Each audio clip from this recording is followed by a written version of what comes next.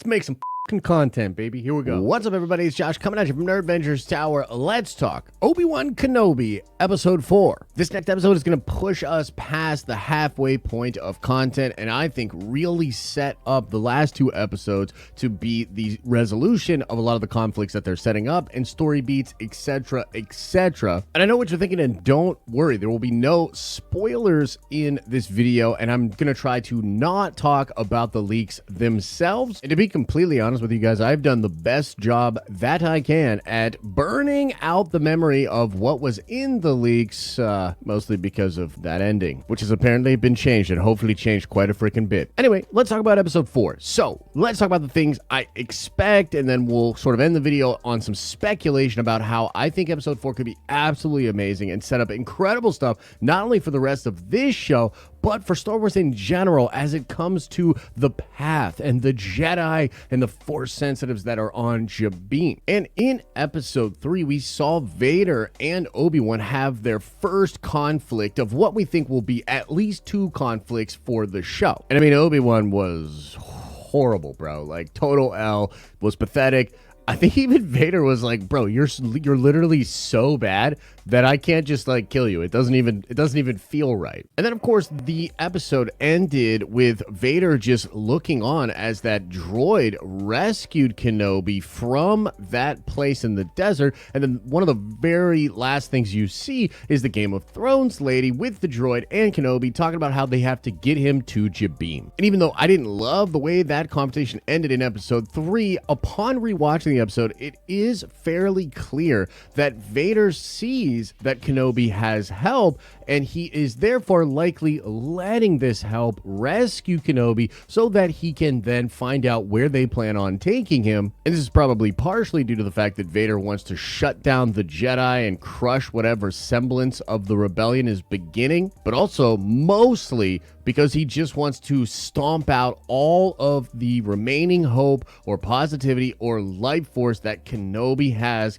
in this old, dried up husk of a body. And again, I didn't love the execution of it in episode 3, but I do kind of love Vader wanting to kill the people that are helping Kenobi in front of him just to be more sadistic, just to cause more pain to his old master. And so I think in this episode, you're going to see Kenobi and you're going to see the Game of Thrones lady and possibly even the droid go to Jabiim, like take Kenobi to Jabiim, where Kenobi will essentially be sort of regrouping, right? I mean, he's badly injured, but on top of that, he's pathetic, dude. Like, he is in no state to be able to face down Vader. So I think a big part of this next episode is going to be Kenobi seeing other people, maybe even Quinlan Vos himself, who was teased out, of course, in episode 3, but maybe other Jedi, other people on Jabiim that are resisting the Empire. And I think he is going to find a spark of hope, and perhaps we will even get him training with one of these other Jedi, and that would just be freaking fantastic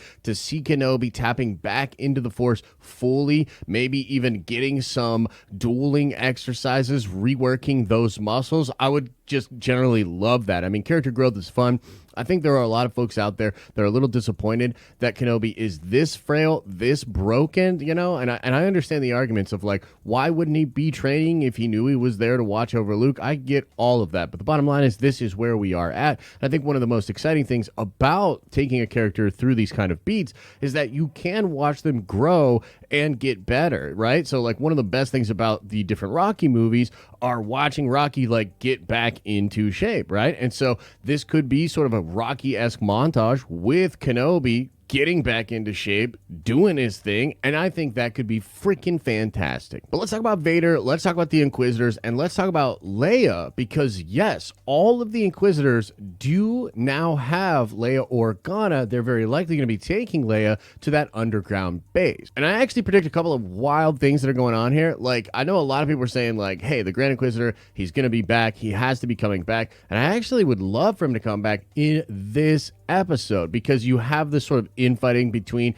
the fifth brother and Reva about who will take over. And I would actually really like it if the Grand Inquisitor just popped up towards the end of this episode and basically shut down that possibility and perhaps even reprimanded or did harm to Reva. And this would be good because Reva to this point really has not struggled at all. She's sort of just walked through the plot, particularly in last episode where she just uncovers all the secrets of the people hiding to the way without much effort at all, and then gets to the pilot before Leia. It's just kind of weird. And so for the sake of this character, I'd actually love to see her struggle a little bit. And with the Grand Inquisitor coming back and being obviously very angry that Reva just stabbed him, you could see a scenario here in which she is meant to suffer or struggle otherwise because of her attitude, because of the desire she has to take Kenobi out. And let's talk about Vader for a second here, because I'm hoping to get more of Vader in this episode. I don't think we'll get more action in this episode, but I think it's very possible Vader comes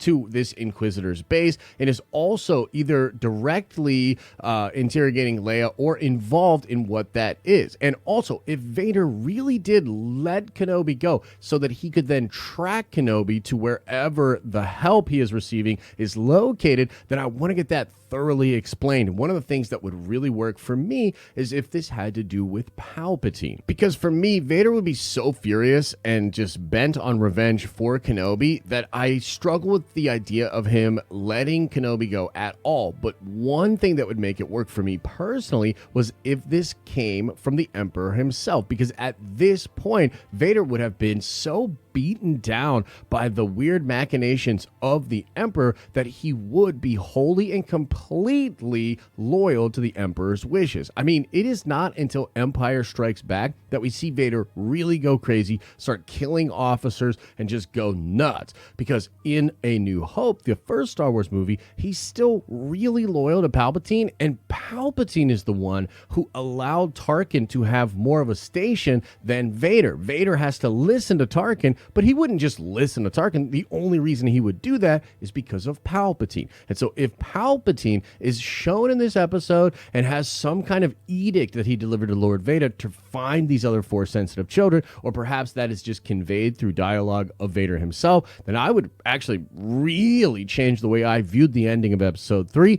and I would feel even more for the character of Vader. Because imagine this, all this dude wants is to seek revenge on his old master, but he's literally so beaten down and controlled himself that he has to choose a different path just to further the plans of the Empire. And so that's kind of what I'm hoping for with Vader and the Inquisitors. Like, basically just Vader to be cooler, the Inquisitors to be cooler, for that whole plot line to get better, because for me it hasn't been that great thus far. I'd like to see Reva struggle a little bit, and the Grand Inquisitor coming back would add a really interesting element to everything that's going on there. And of course, Vader having something to do with Palpatine, Palpatine's edict, Palpatine having the power over all of this, something like that would really help to just inform that character in this moment and make that whole side of the story feel a little bit better. But now, let's talk about that sweet, sweet speculation. And I can't help it, guys. I got a fanboy dream about the best possible scenario in my mind for what they could be doing on Jabiim and with these new groups of Jedi in general. Like, okay, having a actual Quinlan Vos show up in this episode would be so damn cool. But what would be even cooler is having him show up with Cal Kestis and teasing out the possibility of Cal Kestis and Quinlan Vos being heavily involved in the way, or this underground railroad for Force users, and having there be a group of Jedi that existed around the same time that Kenobi was just sitting there watching Luke on Vader, the Yoda was on Dagobah, all of that sort of stuff. Because all of this stuff is at least a light retcon to the canon we thought existed in between A New Hope and Revenge of the Sith. And I'm still on the fence. We got to see how it all finishes out. But one retcon that I wouldn't mind at all would be the retcon of Kenobi and Yoda being the only Jedi out there. Like, I actually like the idea of Quinlan still being around, him doing stuff. Cal Kestis is still around and doing stuff. And all of that stuff seems really cool to me. So with this episode and with Jabiim, there's this really big lingering possibility that these characters, Cal, Quinlan, maybe others, will tie in to the Jedi Survivor game, which is said to come out later this year and is also said to be taking place in the same year in the Star Wars timeline that Kenobi does. And so there's a real chance that this episode will be a heavily impactful episode to the Star Wars canon. We will be talking about all kinds of different details, teases, and possibilities after this episode, which is awesome. I mean, that's the kind of stuff I'm here for as a Star Wars fan. So that's really my speculation and my hope for what they're going to be doing with Jabiim, with Kenobi, and maybe with Quinlan and Cal Kestis. Of course, we'll be doing a watch party the night that Kenobi comes out this week, and we'll be doing a breakdown after that is out as well. I'm sure you've got some thoughts, maybe your own predictions for Kenobi Episode 4, so let me know your thoughts and your prediction in the comment section below. Oh man, too many blinks for real. That's how I get it started, baby.